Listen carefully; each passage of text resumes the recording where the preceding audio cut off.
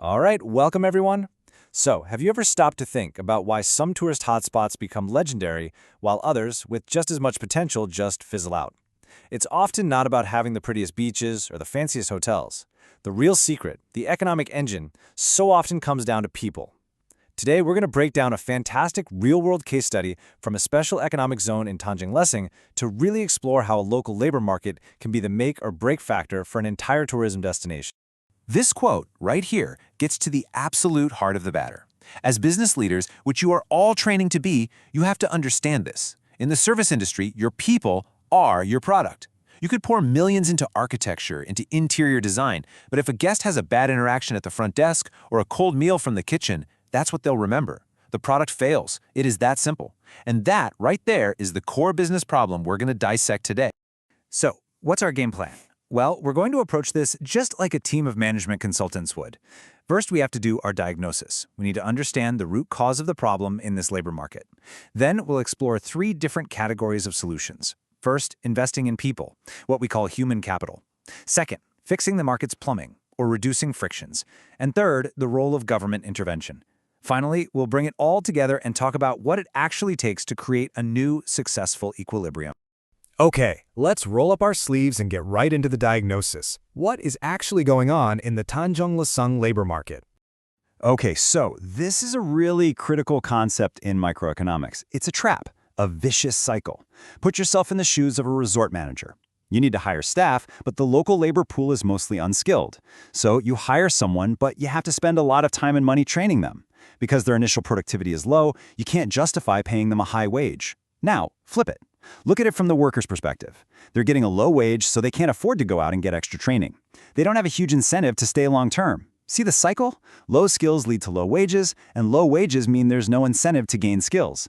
It's a classic market failure that traps the entire region's economy. This slide lays it out perfectly.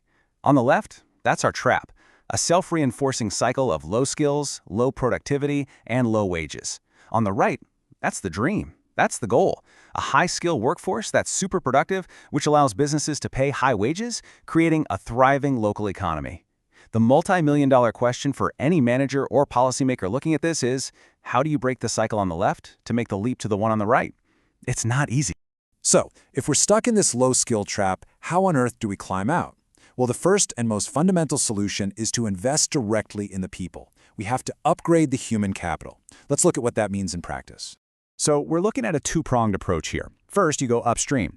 You work with the local vocational schools, the SMKs. As a manager, you tell them, here are the exact skills we need. You help align their curriculum with real-world resort needs, and you create internship programs so students graduate with actual experience. The second prong is for the existing workforce. You create a specialized training center, a hub, to upskill current employees in things like food and beverage service, international standard housekeeping, and of course, English. This creates a clear pathway for career advancement for locals and gives you, the manager, a much more capable team. Now, this question is something you will face constantly in your careers. Your chief financial officer, your accountant, they're going to look at the budget for training and see it as a cost, an expense, something that hurts this quarter's profits. But a strategic leader, a good general manager, sees it differently. They see it as a direct investment in the quality of the product. Better trained staff means better service, which means happier guests, better online reviews, and the ability to charge higher rates. It's not a cost center, it's a revenue driver. That's the mindset shift that's absolutely critical. Okay, investing in people is absolutely crucial. We get it, but it's only one piece of the puzzle. You can have the most skilled workers in the world, but if the market itself is clunky and inefficient, you're still not going to get optimal results. This brings us to our second solution, reducing the frictions that are gumming up the works of the labor market. Think of market frictions like trying to drive a car with the emergency brake on. You're just wasting energy. The first friction here is geographic. If your workers have to commute for 2 hours each way, they're showing up tired and a big chunk of their salary is eaten by transportation costs. That's a huge drag. Building affordable staff housing nearby removes that physical barrier. The second friction is information. If there's no central place to post jobs, it's like driving in a fog. Employers can't find the right candidates, and workers don't know about the best opportunities. A dedicated digital job board clears that fog, efficiently matching supply with demand. By removing these frictions, you're basically greasing the wheels of the entire economic engine. So, we've covered what the private sector, the businesses themselves, can do. But what happens when the market, even with these efforts, still can't quite get there on its own? Well, this is a classic scenario where we look to the government to step in, not to run things, but to correct the market's failures with some smart incentives. Let's break this down from a manager's point of view. The government offers you a tax break if 80% of your hires are local.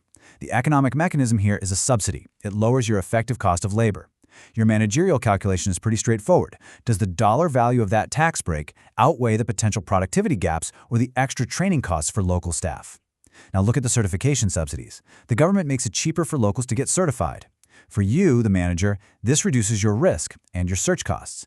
It creates a bigger pool of pre-vetted qualified candidates. So your question becomes, is this bigger talent pool going to save me time and money in the long run? These aren't just policies. They are direct inputs into your strategic decision-making. So we've diagnosed the patient, which is this local economy, and we've prescribed a multifaceted treatment plan: human capital, reduced frictions, and government incentives. But now for the hard part. How do we actually administer this cure and move this economy to a new, healthy, high-wage equilibrium? This is maybe the most important point of the entire case study. Here's why. Imagine you're a manager at Hotel A, and you spend a fortune training your staff to deliver 5-star service. Then, Hotel B, down the street, which didn't spend anything on training, offers your best employee a slightly higher salary and poaches them. You've just paid for their training. This is what economists call a free rider problem, and it's exactly why no single business will solve this alone. If everyone invests together, everyone benefits. The pool of skilled labor grows for all. This is a classic coordination problem that requires the private sector and the government to work together. It is absolutely non-negotiable. Okay, so this brings us to our final and maybe most important point for you as future leaders. You've got the strategy, you've got buy-in, but how do you know if you're actually winning? There's an old business saying, what gets measured gets managed. You need a key performance indicator, a KPI.